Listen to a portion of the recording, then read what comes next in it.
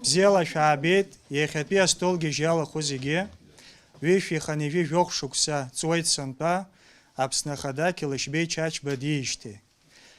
Иахьынӡаздыруа агха смыхьуазар, ҳҭоурых аҿы иҟамлацызт ари инарҭбааны иазгәарҭо. Аҭоурыхтә факультет амчала сынтәа иазгәаҭоуп еиуеиԥшым аусмҩаԥгатәқәа аԥхьаҟа рымҩаԥгара. Урҭ раԥхьа игылоуп иахьатәи астолгьежьгьы. Иахьеиқәгыларан иҟоуп хҩык аҵарауаа, ажәахәқәа ҟарҵоит. Ианықәгылалак ашьҭахь азҵаарақәа зызцәырҵуа алшара роуеит. Уи анаҩс ҭаацәашәала досу астолгьежь иалахәу зегьы алшара шәымоуп шәхатә гәаанагара аҳәара ақәгылара азы. Ҳалагап нас Михаил Гумба раԥхьаӡа Қьалышьбеи изку ажәахә ҳзыҟаиҵоит. 80-е годы 18 века к власти в Абхазии приходит князь Қьалышьбей Чачба. Первые годы своего правления он пользовался военной и политической поддержкой Турции. Конечно же, он пользовался этими благами, и при нем начинается укрепление береговой торговли. Торговля ведется пушниной, самшитом. Во многих местах на побережье Абхазии открываются торговые пункты. Доход от торговли приносит значительную прибыль Қьалышьбею. Он создает постоянное войско, так называемую стражу в 500 человек, которая везде его сопровождает. При этом нужно сказать, что состав этого войска в основном представлен крестьянами Анхаю. Таким образом, видно, что Қьалышьбей делает главный упор на поддержку крестьянства. Получив, значит, поддержку среди крестьян Анхаю, Қьалышьбей начинает борьбу с непокорными феодалами, которые долгое время терзали Абхазию междоусобицами. На этом поприще Қьалышьбей достигает больших успехов. Ему удается укрепить централизованную владетельскую власть. Таким образом, укрепив централизованную владетельскую власть и экономическую мощь, Қьалышьбей начинает обращать внимание и на внешнеполитические факторы. Тем более, что с укреплением, скажем так, внутреннего единства мобилизационный ресурс, военный мобилизационный ресурс Қьалышьбея достигает 20-25 тысяч воинов. Это на случай военной угрозы.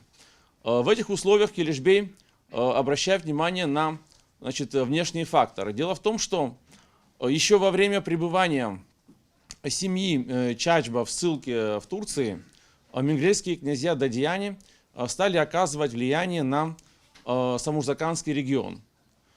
Чтобы укрепить свое влияние в Самурзакане, Қьалышьбей Чачба в 1794 году совершает, значит, поход на Мигрелью.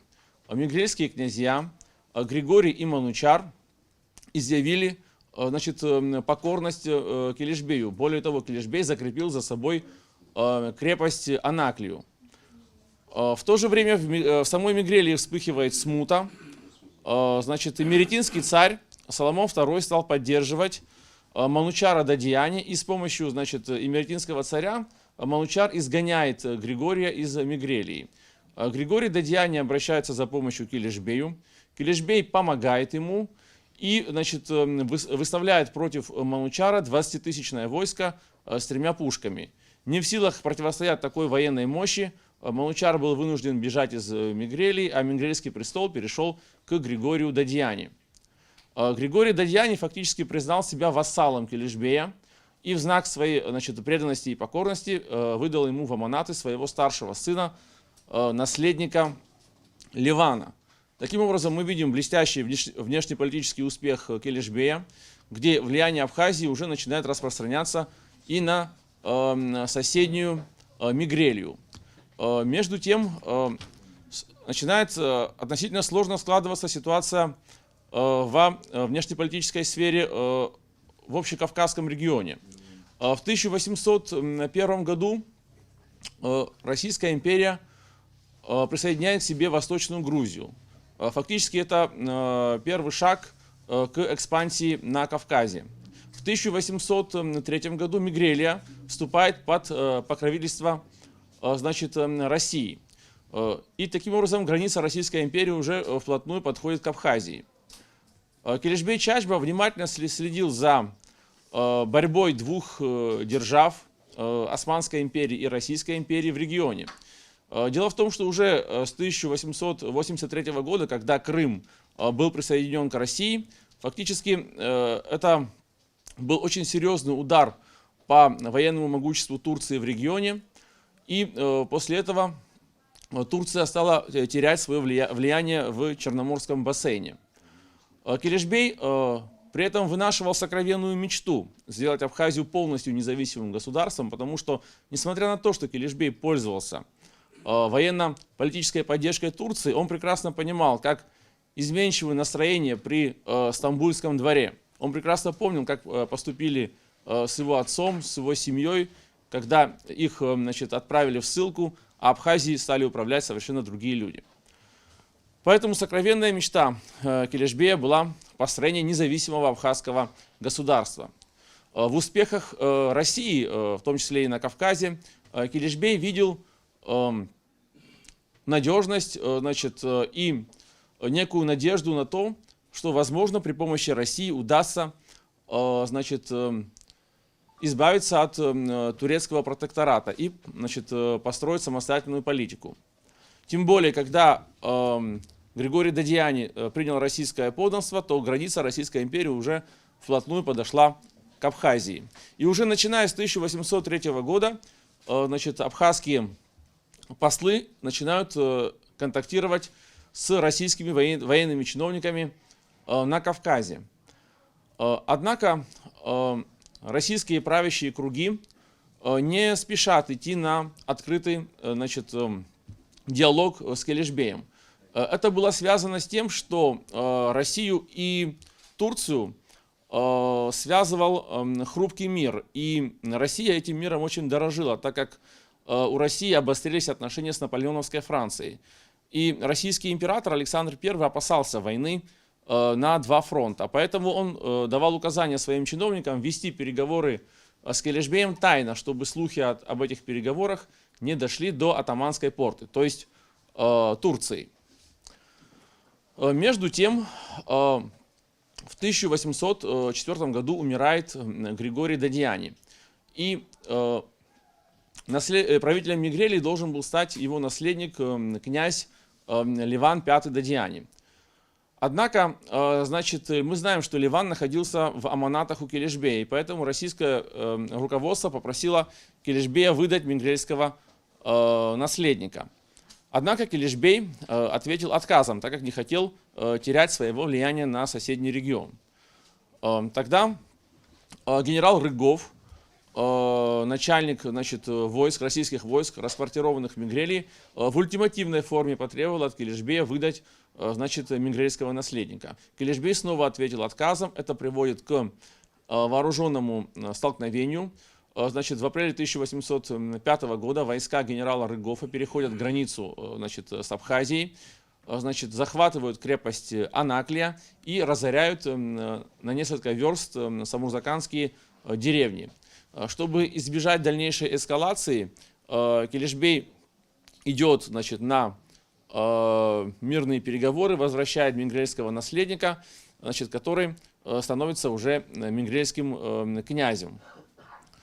Таким образом, мы видим, что Килишбей даже в таких сложных условиях пытался сохранить независимое абхазское государство. Нужно сказать, что он даже обращался за помощью к турецкому султану для разрешения этого конфликта. Турецкий султан лишь прислал своего представителя, но не более того. То есть Килишбей, конечно же, рассчитывал на большее. Также все равно, несмотря на, скажем так, ухудшение отношений с правящими, значит, кругами российского чиновничества, которые находились в тот момент на Кавказе, Килишбей все равно продолжал переговоры с императорской Россией, но уже, значит, посредником в этих переговорах он выбрал губернатора Новороссии, дюка де Ришелье, и уже через дюка де Ришелье вел дальнейший переговорный процесс, значит, о возможном военно-политическом союзе между Россией и Абхазией. Однако же после поражения под Аустерлицем в декабре 1805 года Россия вела себя очень осторожно, потому что мы знаем, что лучшие, значит, силы российской армии погибли в этой битве с Наполеоном, в битве при Аустерлице. Это, значит, подтолкнуло Турцию к таким довольно-таки агрессивным действиям по отношению к южным рубежам России, и поэтому российская дипломатия вела себя крайне осторожно. В этот момент обостряются отношения у Килишбея с самим турецким правительством. Почему? Потому что опальный турецкий чиновник Таяр Паша, значит, прибывает в Абхазию и просит, значит, Килишбея о помощи. Нужно сказать, что Таяр Паша это был давний друг Килишбея, можно сказать, ну, если выражаясь современным языком, лоббист его интересов в Турции. Поэтому, конечно же, Килишбей принимает Таяра Пашу очень тепло и обещает ему помощь и покровительство. Турецкий султан начинает требовать от Килишбея выдачи Таяра Паши. Если, значит, в случае выдачи он обещает Килишбею милость, а в случае невыдачи обещает ему султанский гнев. Ну, Килишбей, верный абхазским традициям, не выдавать гостей, значит, отказывает султану. Более того, Килишбей даже помогает Таяру Паше переправиться, значит, в Россию. Вместе, значит, с Таяр Пашой Килишбей направляет, значит, письма, которые Таяр Паша лично передал губернатору Новороссии дюку де Ришелье. Конечно же, значит, это вызвало султанский гнев, и уже летом 1806 года к берегам Абхазии были направлены, значит, турецкие военные корабли. В этих условиях Килишбей обращается за помощью к командующему войсками на Кавказе, генералу Гудовичу, с просьбой оказать ему помощь. Однако генерал Гудович отказывает Килишбею. Почему? Потому что, как я уже сказал выше, Россия вела крайне осторожную политику по отношению к Турции, боялась нарушить перемирие. Гудович отказывает Килишбею. Тогда Килишбей обращается за помощью к своему народу, собирает тот самый мобилизационный ресурс. Это фактически 25-тысячное войско, выставляет его на побережье. И когда, значит, турецкие военные моряки увидели такую мощь со стороны Килишбея, они просто побоялись высаживать свой, скажем так, военный десант, развернули свои корабли и уплыли. Это была блестящая победа Килишбея. Почему? Потому что именно с этого момента, вот как считают наши историки, Килишбей создал полностью независимую Абхазию. Потому что фактически с этого момента турецкий протекторат, который, ну, веками был, скажем так, в Абхазии, он сошел на нет. Вот. И уже, значит, после этих событий, можно сказать, с новой силой возобновляются переговорные процессы о военно-политическом союзе с Россией.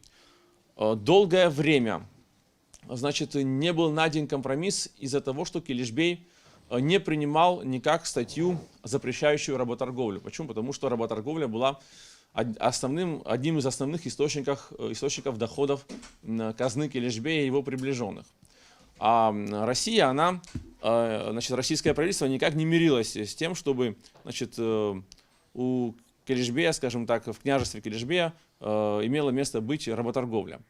В конце концов компромисс был найден. Это был так называемый 6-й пункт, значит, договора, согласно которому, значит, в принципе, Килишбею разрешали заниматься работорговлей, но запрещали продавать рабов христиан. То есть это был такой, скажем так, некий компромисс двухсторонний.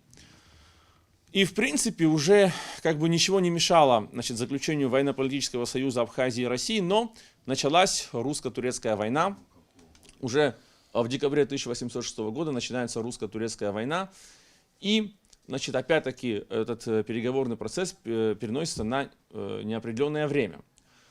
В разгар этой войны генерал Гудович, главнокомандующий на Кавказе, обращается за помощью к Килишбею с просьбой отбить у турок крепость Поти. Ну, в надежде на то, что там в Поти комендантом был родственник Килишбея, и, возможно, как-то удалось бы это все дело уладить даже без кровопролития. Однако Килишбей отказывает генералу Гудовичу, потому что прекрасно понимает, что ни в коем случае нельзя рисковать. Килишбей прекрасно понимал, что ни в коем случае нельзя рисковать своим войском. Пока, значит, у Килишбея есть войско, это залог свободной и независимой Абхазии. Поэтому Килишбей этим своим войском очень дорожил и отказал генералу Гудовичу в какой-либо военной помощи. Однако в любом случае Килишбей сделал доброе дело, значит, российскому военному командованию. Почему? Потому что не позволил, значит, не позволил турецкому военному десанту высадиться на территории Абхазии и использовать Абхазию как плацдарм для военных действий против России. Нужно сказать, что отказ Килишбея вызвал некое раздражение со стороны Гудовича. Он даже стал обвинять Килишбея в том, что он как бы, ну, не совсем лоялен России. Но однако Килишбей, значит, мотивировал свой отказ малочисленностью своих войск. Также у Килишбея был и, скажем так, моральный повод отказать генералу Гудовичу. Почему? Потому что когда летом 1806 года Абхазии угрожала опасность со стороны Турции, Гудович, значит, отказал, значит, в военной поддержке Килишбею. Уже, значит, после заключения Тильзитского мира с Наполеоном и после того, как генерал Гудович разгромил войска турецкого полководца Юсуф-паши в Арабчайском сражении, значит, между Россией и Турцией было заключено перемирие. В условиях перемирия, значит, уже буквально в начале 1808 года, значит, Килишбея посетил, значит, капитан Скверневский. Таким образом, мы видим, что переговорный процесс между Абхазией и Россией не прекращался, он продолжался. То есть, фактически, как только появлялась какая-то возможность, Килишбей не терял, скажем так, возможности вступить с российским командованием в переговоры. Почему? Потому что Килишбей прекрасно понимал, что Абхазия маленькая страна. И Турция в любой момент могла, значит, направить против Абхазии довольно-таки крупные силы. И в этих условиях Абхазии нужен верный, мощный союзник, который мог бы защищать ее интересы. Вот. Однако в ночь на 2 мая 1808 года князь Килишбей погибает в Сухумской крепости. Кто же убил князя Килишбея? Кто является его убийцей? Этот вопрос является открытым по сей день.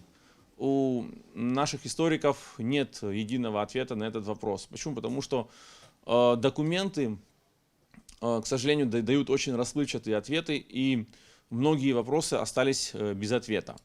Ну, существуют различные версии убийства Килишбея. Значит, в смерти Килишбея могли быть заинтересованы, скажем так, могла быть заинтересована местная, значит, так, феодальная оппозиция, которая была связана с правящими кругами Турции. У турецкого правительства тоже была определенная, скажем так, неприязнь к Килишбею. Почему? Потому что Килишбей начал сближаться с российским военным командованием. Феодальная оппозиция, значит, во многом испытывала неприязнь к Килишбею из-за того, что Килишбей запретил ей многие вольности, которые она имела раньше.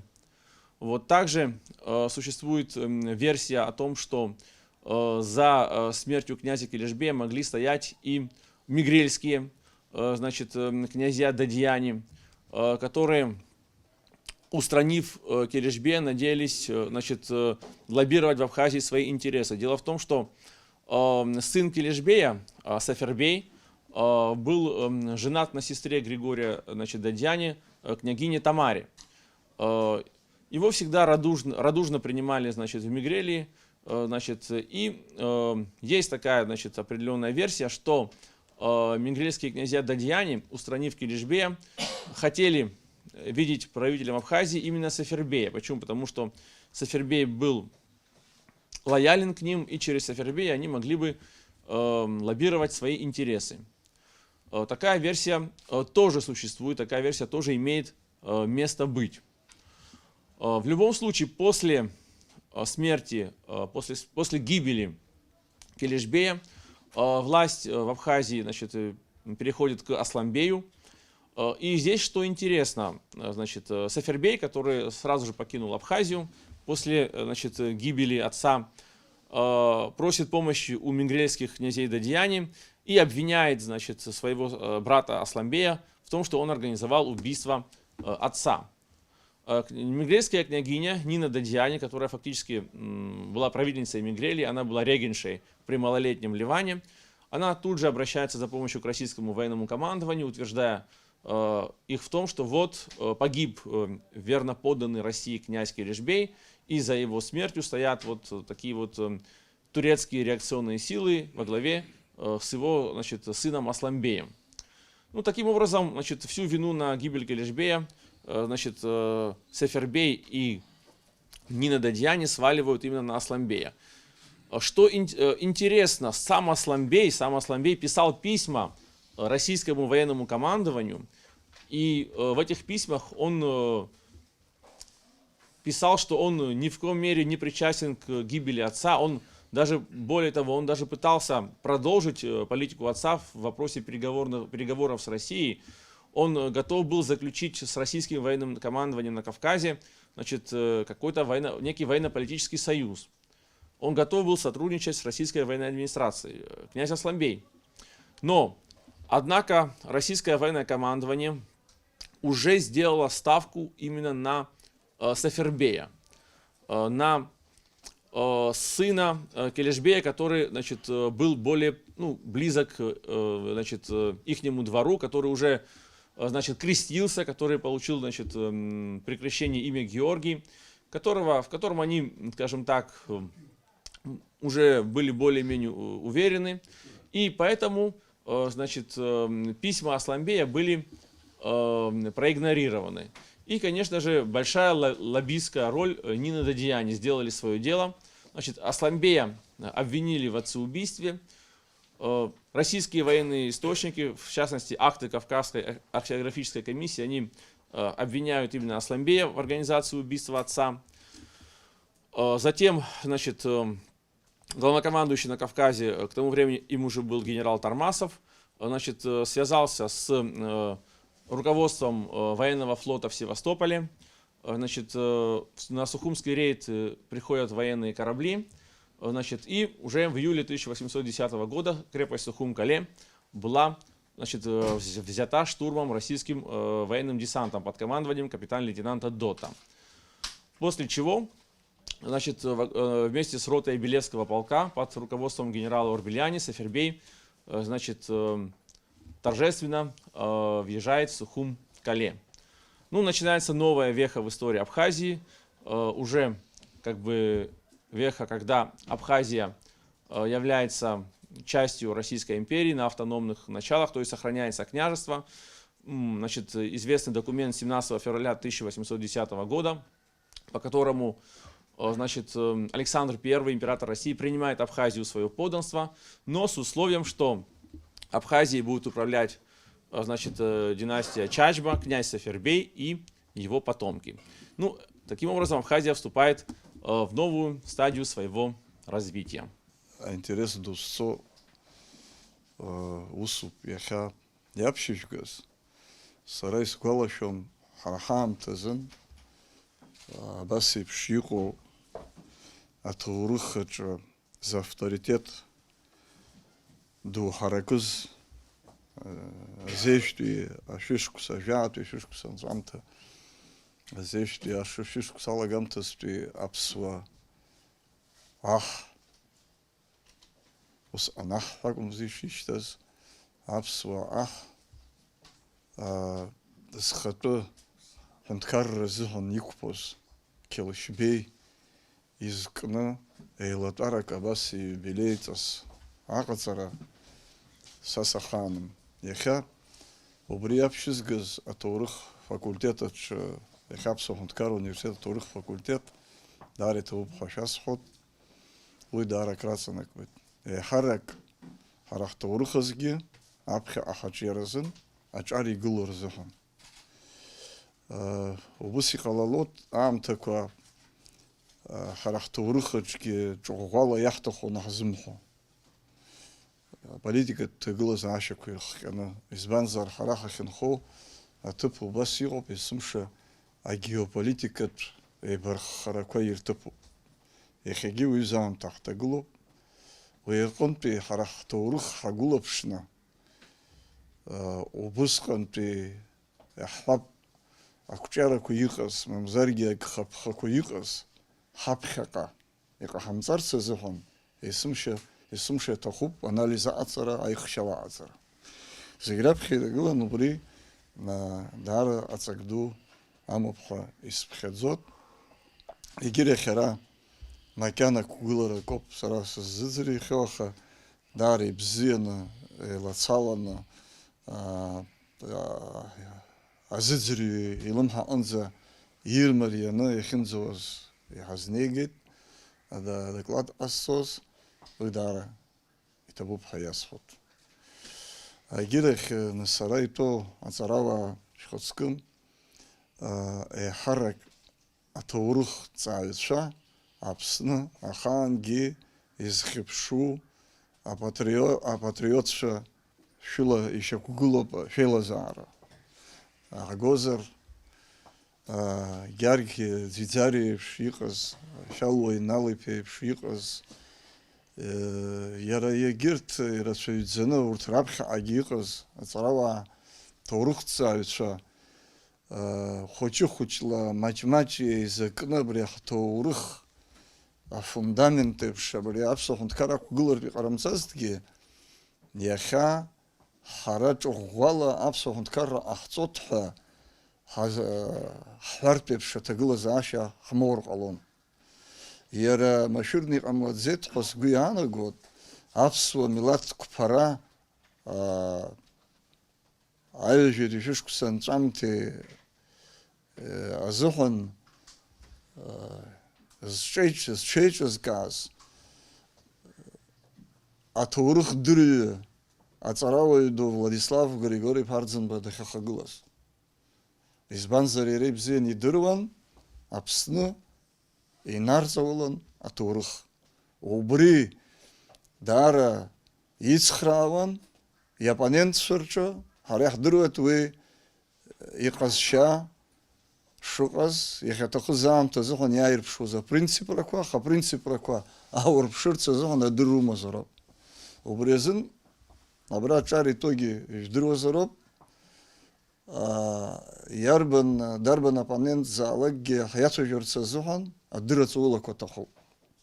Убри аҟнытә ақәҿиарақәа шәзеиӷьасшьоит аҿар, егьирахь иахьа абра еилатәоу ахаҭәрақәа шәхаҵкы абзиара шәықәзаат, ихацәшәыркыз аус аԥхьаҟагьы сеиздыруеит иазԥхьагәаҭоу аус мҩаԥгатәқәа ыҟоуп, Қьелышьбеи ихьӡ иадҳәалан иаарласны аспектакль еиҭа ҳахәаԥшран ҳаҟоуп, убри аиубилеи иадҳәалан, нас егьырҭ аус мҩаԥгатәқәагьы. Аха абра аказгәасҭоит, абра аҵарауааи сареи ҳанеицәажәоз, абри иара дахьыжыз изқәаҭыԥ иахьагьы азҵаара ӷәӷәаны иқәгылоуп, убри арҽеира, напаркра, аԥшаарақәа рымҩаԥгара, археологиатә ԥшаарақәа, нас убраҟа антиасовет аамҭазы азыҳәаны апроект ҟарҵахьан, абра амузеи аиҿкаара азыҳәан. Уи даара ҳаҳзыҳәан, ҳҭоурых азыҳәан акрызҵазкуа усны сахәаԥшуеит, сгәы иаанагоит ииашан уаҩҵас иӡбаны азҵаара ақәыргылазар, иаҳзықәыргылар, убри аусгьы ахаҵгылара иоуеит ҳәа сгәы иаанагоит. У меня вызывает, реакцию, все же Келешби был большой прагматик, да? И, скажем, мечтать о свободе Абхазии он, конечно, мечтал. Но он понимал, что в условиях борьбы мировых держав получить независимое государство достаточно сложно, и все же в договорах, в том числе и с Россией, в своих просительных пунктах, кое-что свою власть в чем-то ограничивал. И, кстати говоря, самой большой проблемой из-за работорговли была не в том, что они не сошлись в цене. Русские сказали, запретим, Келешбей сказал, да, пожалуйста. Но я получаю за него столько денег. Вы мне заплатите, я откажусь. Тогда они сказали, нет, но христиан не продавай. Понимаете? То есть не сошлись в цене, грубо говоря. Но суть не в этом. Сейчас я хочу сказать об отношении Келешбе. Конечно, что касается историографии XIX века, ну, особенно российской историографии, будем говорить так, то Келешбей проходит, в общем-то, с позитивной, да, оценки, как сторонник союза с Россией, как сторонник этого. Что касается, собственно, нашей историографии, будем говорить откровенно, она начинается в советское время. И вот первые, кто писал о Келешбее, это были Константин Дмитриевич Кудрявцев в материалах, сборнике материалов по истории Абхазии, и Симон Петрович Басария в Абхазии в географическом, этнографическом и экономическом отношениях. Не забывайте, 20-е годы, когда официально в исторической науке была одна доминанта. Россия – тюрьма народов, и все, что связано с царской Россией, все плохо. Кстати, потому Симон Басария Келешбе особенно и не хвалил. Да, там достаточно ругал русских, и Келешбе так. Кудрявцев, кстати, к нему относился более благожелательно, но именно вот это, понимаете, название глав, посмотрите, захват России, захват Абхазии, царской России, да, и прочие, да, вот, господство, владение русскими, да, России, завоевание Абхазии, царской России и прочее. То есть, помимо того, что у местных авторов появилась возможность, высказать накипевшее, наболевшее, да, это еще и совпало с официальной, да, концепцией. В начале 30-х годов в Абхазии устанавливается марксистская школа в истории. Первым официальным историком-марксистом у нас считался известный впоследствии историк Анатолий Всеволодович Фадеев, да, который в первых же своих работах, это, значит, к вопросу о феодализме в Абхазии и чуть позднее русский царизм и крестьянская реформа, дает оценку Келешбею. Но, понимаете, хотя Россия чуть-чуть в это время концепция стала меняться. 29-30 год – дело историков, разгром дореволюционной исторической школы и так далее. И потому присоединение к России плохо, но нахождение в составе Турции и Ирана еще хуже. Понимаете? И потому Келешбей превращается в своего рода прогрессивную фигуру, да, который из совсем отсталой Турции и из раздробленности, да, вот попытка объединения Абхазии, превращается в более прогрессивную фигуру. Быть в составе России все же чуть лучше, чем быть в составе Турции. Это у него проходит по всем его работам. Значит, вопрос о феодализме в Абхазии, русский царизм и крестьянская реформа, краткие очерки истории Абхазии, убыхи в освободительном движении на Западном Кавказе и так далее. Вот все работы 30-х годов, которые написаны, да, в это время, там примерно вот такая же концепция. Но вопрос убийства Келешбея, кстати говоря, вот там очень любопытно рассматривался. Если в очерках истории Абхазии, в русском вопросе феодализме там однозначно написано убийца Келешбей и организовано это все Турцией, то интересно, что в такой небольшой, кстати, не слишком хорошо известной работе, как «Крестьянская реформа» и «Русский царь», там есть такая интересная фраза, что в убийстве Келешбея были заинтересованы, опять убийца объявляется Асланбей, но в убийстве Келешбея были заинтересованы турки и мигрельские владетели. При этом выше, он пишет, что Мигрелия была единственной частью на Западном Кавказе, в которой в это время прочно владели русские. Да, то есть, русских самих, русская команда не называется, но мигрельские владетели там упоминаются. После этого этот вопрос, кстати, в более поздних работах у него исчезает, скажем, да. Но это сохраняется, скажем, и в первых работах Антелава. Есть у него там такая любопытная работа, изданная еще в 1939 году, значит, эпизоды из истории борьбы Грузии, да, против агрессии султанской Турции. И вот там Антелава, правда, без тени сомнений, говорит, Абхазия это включается в систему грузинских феодальных образований и так далее, но Келешбей выставляется как достаточно прогрессивная фигура, которая борется против этого. Чем больше укрепляется власть Сталина, тем больше концептуально, да, чуть-чуть меняется. Уже не Россия тюрьма народов, да, а царская Россия тюрьма народов. Это чуть-чуть акценты смещены. Но и потом, если в 20-е годы, скажем, в начале 30-х годов присоединение к России было абсолютным злом, то теперь это, конечно, по-прежнему плохо, потому что в 30-е годы еще именем имама Шамиля называли колхозы. Понимаете? Но,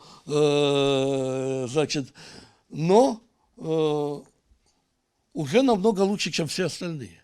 Также, в принципе, об этом писал и сам Георгий Алексеевич Дзиdzania. Посмотрите, в 1939 году он написал дипломную «Завоевание Абхазии и царской России». Частично мы ее публикуем, там она, кстати, не вся опубликована, просто вот часть, касающаяся социально-экономической, она повторяется позднее, потому мы ее не опубликовали. А вот с политической точки зрения, сами видите, завоевание Абхазии и царской России. А в первой своей самостоятельной научной работе, которая была издана в 1940 году, «Борьба за Абхазию в первом десятилетии XIX века», там все же, да, он чуть смещает акценты. Да, Россия плохо, но это лучше, чем все остальное, потому что Келешбей прогрессивный человек. И мы видим, более того, после войны он писал монографию о Келешбее. Мы долгое время были уверены, что она вообще утрачена. К счастью, мы сейчас нашли ее следы. Как ни странно, она хранилась вот у Аслана Тамшуговича Оттерба в его архиве рукопись. Да, вот, это, причем ничего там такого, да, вот что в корне переосматривало бы, да, его оценки нет. Но все же он подвергся за это такой резкой критике, он ее так и не издал. Понимаете? В 1949 году все говорят Ингороква, но дело не в Ингороква. Ингороква официальную поддержку властей не получил в 1949 году. Зато в 1949 году другие уже ученые сделали более выдающееся открытие, что абхазы это грузины. Что такая же этнографическая группа грузин, как мигрельцы, сваны и так далее, просто живя рядом с черкесами, они забыли, что они грузины, но пора им вернуть историческую память. И исходя из этого, хотя в 1949-1950 году национальное движение было объявлено реакционным. Кавказская война – это война реакционных сил против прогрессивной России. В интерпретации, скажем, 49-53 годов, 54-го. Да? Недаром вышла вот эта книга «Шамиль, ставленник султанской Турции и английских колонизаторов» и так далее, и так далее. И казалось бы, когда Келешбей должен быть наоборот возведен на пьедестал, как борец за присоединение к России, мы видим совершенно иную картину. Келешбей был объявлен одной из самых реакционных фигур в истории Грузии. Да? Его обвиняли в чем? В том, что, будучи грузином, он боролся за самостоятельность Абхазии. Да? Вместо того, чтобы бороться за объединение Грузии, а потом, кстати, не только Ливан II Дадиани тоже попал в число таких реакционеров, потому что хотел самостоятельную Мигрелию, а не общую Грузию, понимаете, и так далее. Интересно очень, вот в 1949 году, незадолго до этих событий, вышла книга Антилава «Очерки истории Абхазии 17-18 веков». Там очень высокая оценка Келешбея. Через 2 года она издана опять, и там начинается предисловие.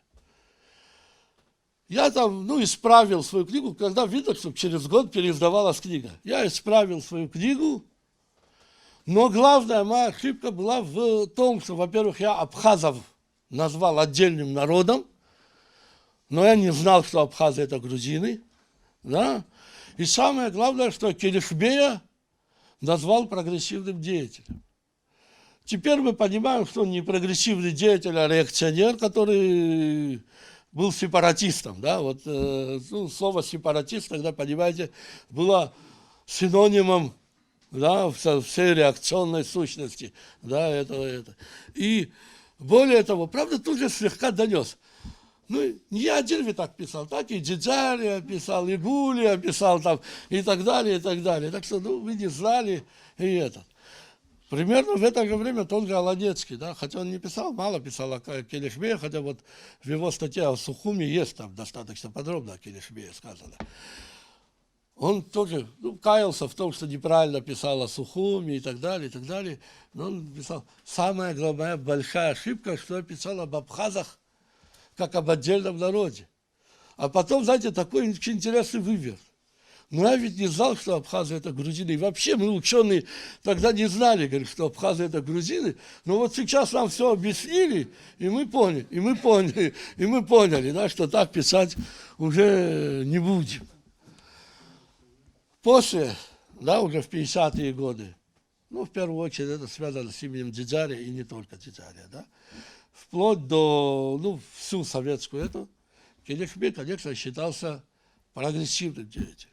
Поскольку все же, да, считалось, что присоединение к России, абсолютным благом уже не является, как в конце сталинского периода, да, но это более прогрессивно, чем находиться в составе Турции, Ирана и так далее. То есть к старой концепции вернулись.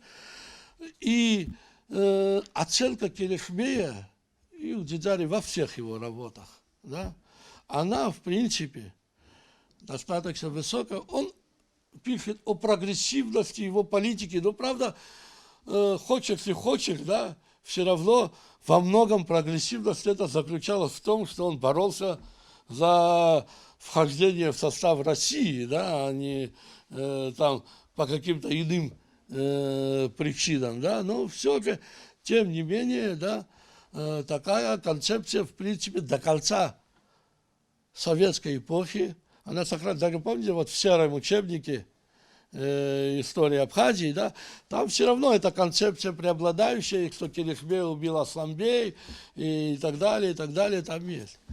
В последнее время мы видим изменения, хотя это не относится к Келешбею, но относится к его смерти. Кто его убил? Несколько теорий, да, что его убил Асланбей, и организаторами были турки, что его убил, не Сафарбей лично, Сафарбей в это время находился в Лыхно, да, русские, организованы русскими или иммигрантами, да, чтобы посадить более лояльно. Трагедия Келешбея заключалась в чем? Как, наверное, трагедия любого правителя маленькой страны, находящейся между большими, да, что я думаю, во многом неожиданно для него самого его мечта о независимости, да, свершилась. То есть он стал независимым правителем, но он понимал, что независимым он продолжить не может. Ведя переговоры с русскими, Гурам Джотович, он отказывал в одном, в самостоятельной внешней политике. Да? Внешняя торговля, пожалуйста. Это, пожалуйста, да. Внешняя политика должна быть в направлении Российской империи. Но, понимаете, вот действительно, есть очень любопытные документы, и Миша все не смог, что тот же Дюк де Ришелье, да, когда он пишет, насколько я знаю, Келешбею это понравилось. То есть письмо Келешбея понравилось Александру, и он согласился на его условия. Но что произошло потом, я не знаю. Дело в том, что он заболел и достаточно долго сам Ришелье. И потому последний промежуток этих переговоров, если он и состоялся, прошел мимо меня. Но, понимаете, еще психологический фактор. Не забудьте, Александр I, да? И тут обвинение в отцеубийстве. Понимаете? И он, пишут и Тарвасов, да и министр Руянцев, никаких переговоров с отцеубийцей. Понимаете? Это, ну, комплекс, знаете, все же, наверное, сказался, потому что какой-нибудь, да, вот сверхдостоверной информации, да, что они обладают, что кто убили там именно Асланбей, да, мы не имеем, как и иной. Сам Асланбей отрицал свою причастность, но и не сваливал на Сафарбея. Он говорил, убили неизвестные лица. Но самое страшное, понимаете, мы говорим о высоких психологиях, о морально-этническом, но убили-то его абхазы. Понимаете? Не турки, не русские, не мигрелы. Да? Кто находился в этой крепости? Руками абхазов. Да, понятно, что многие из убийц, наверное, даже не понимали, на кого они работают. Да? Но руками абхазов это все было сделано. Как и многие другие. И не забудьте, такой выверт истории, Бухарестский мир, по которому Россия вернула Анапу, Россия вернула Поти. Но когда дело дошло до Абхазии, говорят, мы не вернем. Почему? Потому что это не завоеванная территория, которую должны вернуть туркам, а добровольно присоединившаяся. Следовательно, возврату не подлежит. Это не та статья и не та это. В крайнем случае, министр иностранных дел писал, если совсем не отстанут, верните им Сухум, да, как турецкую крепость. Но Абхазия это отношение, к Абхазии это отношение не имеет. Понимаете? И вот трагедия Келешбея была в том, что, знаете, вот самостоятельный, умный, да, правитель твердый оказался не нужен ни Турции, ни России, никому, понимаете? Даже своим. Понимаете, в 19 году, когда приезжал Нордман, у нас князь Сафарбей. Ура, мы его слушаемся, но в наши дела не вмешивается. Понимаете? Замечательный князь. Он нас не трогает, мы его не трогаем. Вот. А концепции, я говорю, вот сейчас официально концепция, да, у нас убийцы Келешбея, ну, являются русские и мигрельцы. Ну, опять же, она основана на косвенных данных, да, потому что прямых, к сожалению, нет. Главная аргументация — логика. Никакой логики. Я тебе скажу, там другое. Асланбей за 2 года своего правления никого даже не попытался обвинить в убийстве отца. И наоборот принял от султана благодарность за то, что он верный сторонник султана, вместо, а не как твой отец, который нас предал. Наши военные, допустим, в Турции, это ничего не говорит. Нет, нет, турки, значит, организовали убийство. Это еще не значит. Возьмем прямой вывод, да? Кому выгодно? Кто получил выгодоприобретение от смерти Келешбея? Асланбей и Турция. Россия с этого ничего не получила. Вот перед вами вот схематический план Сухумской крепости, ситуационный схематический план Сухумской крепости. Здесь представлены слои, начиная с ранней античной эпохи до наших раскопок мы были до конца 19 века культуры напластования. И вот я хочу вам показать о том, что в 80-е годы изучалось Мире Хатилашвили и Михаил Михайлович Гунба. Вот часть с начала 80-х годов, которые изучали это Гунба и Хрушкова. Вот часть, которая изучалась в совместной экспедиции во главе с Димуром Семеновичем Бжаня, вот часть. И вот часть, которая изучается, начиная с 1999 года силами студентов Абхазского государственного университета. Вот представьте себе, вся остальная часть не изучена, а вся территория усеяна остатками культурных напластований. Начиная с ранней античной эпохи, к сожалению, ранняя античная эпоха меньше представлена, то есть, по крайней мере, нам не удалось еще достичь. Заканчивая с византийская эпоха, турецкая эпоха, русская эпоха и так далее. Но сегодня я не буду говорить о Сухумской крепости, в данном случае речь идет о могиле Килышбея. Известно, что он был убит. Здесь стоял дом, в Сухумской крепости стоял такой большой деревянный дом, владетельный дом, после того, как он переехал из Лыхны в Сухум. И он был в своем доме убит. И был захоронен. Нет сомнений о том, что он там захоронен. И проблема, очень много сведений, много сообщений о могиле Килышбека, где он был захоронен. Одни говорят, что на набережной, другие говорят в восточной части, северной части, другие говорят в центральной части. К сожалению, нам не удалось. По инициативе в самом начале 2000-х годов, по инициативе художников во главе с Баталом Джопуа и наших молодых ученых, Борис Джона и так далее, начали зачистку этой крепости для того, чтобы там привести его в порядок. Это силы были небольшие, но затем удалось, Димитру Семеновичу Бжане удалось зачистить площадь. Вся площадь зачищена, все построек там, новейших построек, фактически там нет. Кроме той так называемой тюрьмы, которая находится вот здесь. Тюрьмы и остатки детского сада. Для того, чтобы найти могилу Килышбея, необходимо изучить территорию Сухумской крепости. То есть нельзя поставить там 10 рабочих, сказать, копайте здесь, мы найдем здесь, или поставить трактор, расчистить, найти там могилу Килышбея. Исходя из всех данных, источников, газетных вырезок и так далее, мы фактически, мы ходили с Джамбулом в администрацию, нашли там карту, дали нам, нашли детские ясли, я показываю, детские ясли, которые сейчас разрушен он. В одной из своих записей, или же в книге Анзорус Агумаров говорит о том, что могила Килышбея находилась, или остатки могилы Килышбея находилась в 6-8 метрах от детской ясли. Да, ясли.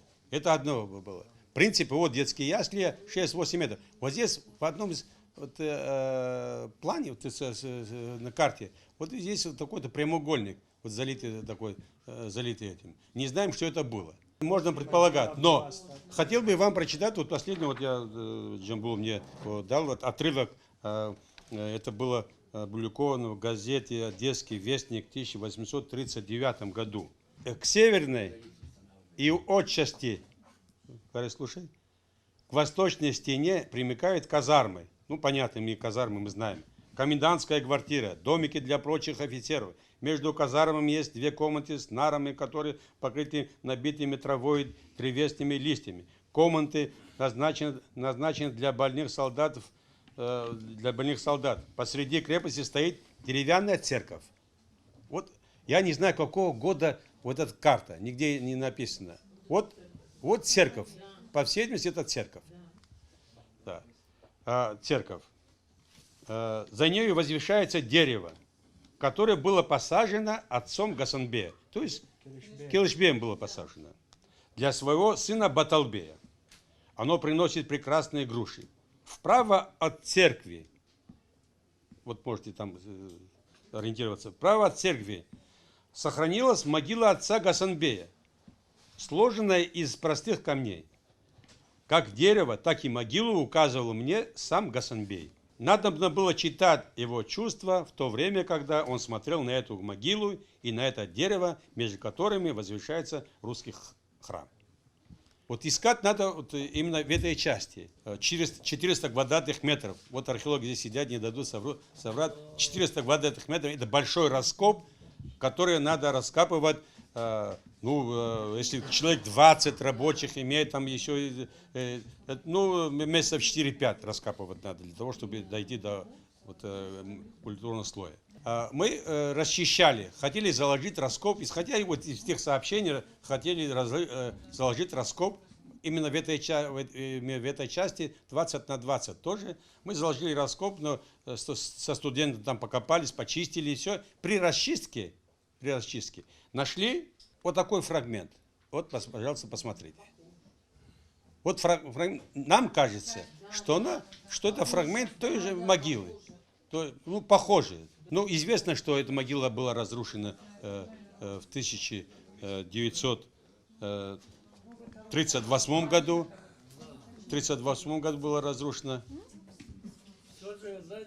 А затем уже, в принципе, сравняли. И, возможно, при разрушении фрагмент мог остаться. В принципе, здесь вот эта могила построена на народные средства. Это фотография 18 года. Надпись на этой фотографии «Разрушенная могила Келыша». Келыша. Совпадает с размерами той могилы, которая надгробной могилы. Я остановлюсь на этом. То есть, по крайней мере, в принципе, где мы знаем, где искать могилу Келешбея. Необходима поддержка. Вы знаете специфику археологических раскопок. Это необходимо лопатами копать, кирками копать. И все это не обойтись без финансирования. Я обращался к Владиславу Григорьевичу один раз. Я написал такое небольшое письмецо ему. Он говорит, он выделил. Мы в 99 году мы там копали, дал указания мэре города, и они какие-то деньги нам дали, говорит, мы включим в бюджет, мы обязательно это должны раскопать, понимание было у Владислава Григорьевича. Например, в один полевой сезон необходимо всего 3 миллиона рублей. Летом, чтобы поработать, в принципе, археологи работают летом, но на Сухумской крепости можно работать и ранней весной, и поздней осенью работать надо. При раскопках огромная масса материалов. Это все надо обрабатывать. У нас могила Келешбея, да, это все надо обрабатывать. Это ценный материал, в том числе археологический материал. Художники работают над его скульптурой, готовы сделать скульптуру, поставить. Музей, который должен был построен, а крепость Ибику Хамбадзарги, Абрат Джинха, Чирака Хабари Хапехешер, Убрат Ахцар Алойта и Нишвин.